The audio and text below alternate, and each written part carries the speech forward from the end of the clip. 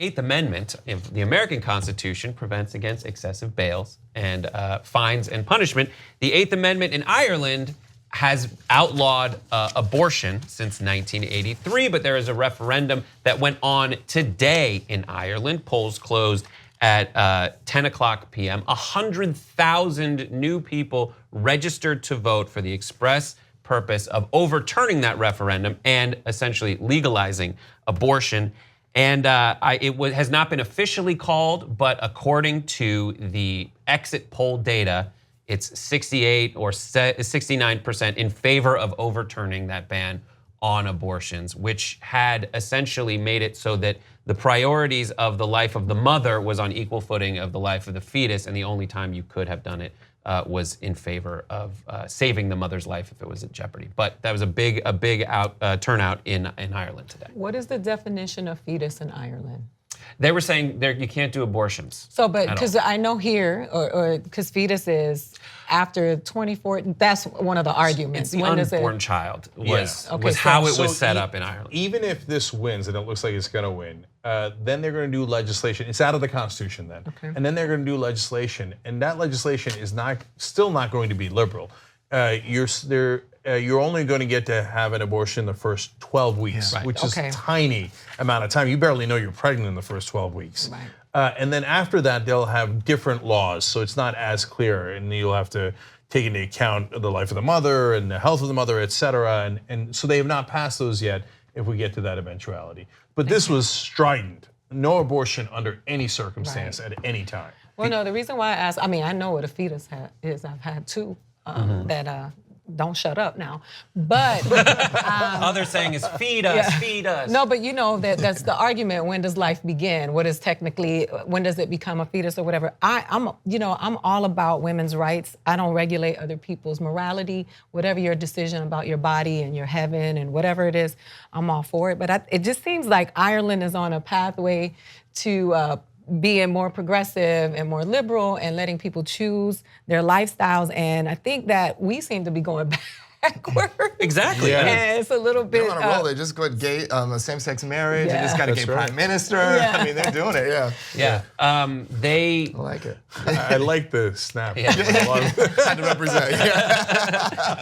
There was a bunch of different initiatives in order to turn out the vote. There was a group of grandfathers that say yes, taking to the streets, and then there was a giant movement called #HomeToVote, where people who had moved away from Ireland, nationals who were living in, say, England or continental Europe, they moved back. Here's a video from one of the groups called called Together for Yes. Here's a part of a video that they put together.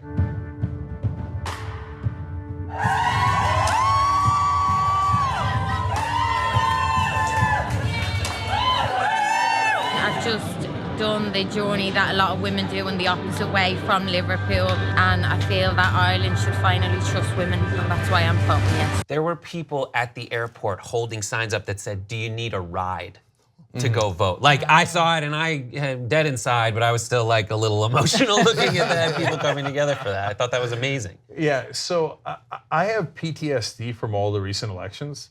So I was so worried about this one because we prepared today's show, and now the exit polls are coming in when we're live. Right. And so I'm seeing all these emotional things and this huge movement for a yes vote, which would be to repeal this and bring choice to Ireland. Just choice. And I'm like, yeah, I've seen a lot of good things. And then on election day, bam, I'm sorry, I was sitting next to you when Trump won. I was sitting right here, went viral. Yeah. We both got PTSD.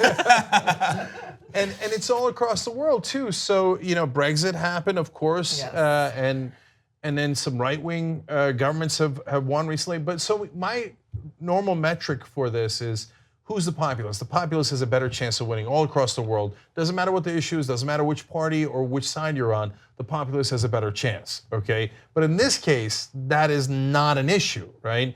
It's neither side is more or less populist. So I'm like, it looks good, and and a lot of the people in the media might be in favor of it. and hence represent the pro-choice side more, and I'm keeping it real on that. And I don't know how Irish media works, right? And here, our media is very conservative when it comes to financial issues because they're run by billion-dollar corporations, but a lot of the reporters are liberal, and so on social issues, they'll paint it in a different light, and I'm being honest about that. So I was like on pins and needles. So when I saw 69%, one organization that has it at 79%, saying yes, repeal it, I was like, oh, thanks God, finally. Couldn't do it again. Finally, the good guys win. Yes. And it's a very Catholic country, Irish Catholic, and it's a big movement for a country that had this law. The only other comparable country in Europe to have a law like this is Malta. Everyone else has more choice skewing laws. Here's one tweet from someone who pointed out the consequences that were facing women in Ireland at the time should they choose to have an abortion. It said in Ireland, a woman can face longer in prison for seeking abortion than the rapist who impregnated her. So these are the kinds of feeling with the hashtag home to vote all worked in there. Everyone was brought in on the situation, even Ed Sheeran. Ed Sheeran, we covered this on Pop Trigger. Ed Sheeran, someone used one of his songs called Small Bump, a song about his friend's miscarriage. There was a pro-life group that just started using it in its campaign, and he had to release this photo, which was reposted, saying, I have been informed that my song is being used to promote pro-life campaign, and I feel it's important to let you know I have not given approval. But like when you pull Ed Sheeran into this kind of stuff, it can't stand. Unacceptable. Unacceptable. But again, these are just the exit poll data, and so we'll see, keep following it. We reported this morning on the damage report, and it was just kind of in the ether. We didn't know what was gonna happen, because it was 40% for. And there were a lot of undecided, but it seemed like it came down the other way. There's one other issue here that's not spoken about nearly enough. And throughout the articles that covered this, both here in the US and internationally, they talk about how a lot of the Irish women leave to get abortions in the UK or in other countries, in other parts of Europe. Those are the rich and middle class women. So a lot of the anti-choice legislation in different states here in America or in countries in the rest of the world only affect poor women. You know, rich women get to fly out of the country and have abortions all they like. A Republican, they claim Brody, just paid $1.6 million. He says, I didn't know whether she had the abortion or not, wink, wink, but I paid her $1.6 million for it. When you're rich, there's a lot of ways to get abortions, right? But when you're poor, that's when you're crushed and the system crushes you. And you get oppressed even further. So it's a double win if they've gone in the right direction here. And one last vestige of hope for us here in the United States, as we appear to be heading in the wrong direction while the rest of the world is going, generally speaking, in the right direction, especially Europe, right? I still think that the Trump era and the evangelicals that put him in office, it's their last gasp. And so demographically and also as a matter of just simply getting information, Europe is far less religious and every day grows less religious. And America every day grows less religious. We started this show 16 years ago. Back then, only 4% of Americans, and look, it varies by polls, but in one poll that we covered, only 4% of Americans did not have any religion, right? Now that number is 24%. Yeah. Okay, and it grows and it grows and it grows. So these guys who hold on to ancient mythology, and they're not even correct about it. As I point out every time we talk about abortion, the Bible is actually pro-abortion. Read Numbers. It says that if you think your wife cheated on you, God says you should give her a toxic potion to give her a miscarriage. Okay, that is pro-abortion in the Bible. So you're not even right about the text. But that old mythology is slowly giving way to, very slowly, giving way to rationality. So I think we're gonna win here as well, but it hasn't happened yet. 2 easy ways to follow the Young Turks. One is hit the subscribe button down below, then you're a TYT subscriber. And second is ring the bell.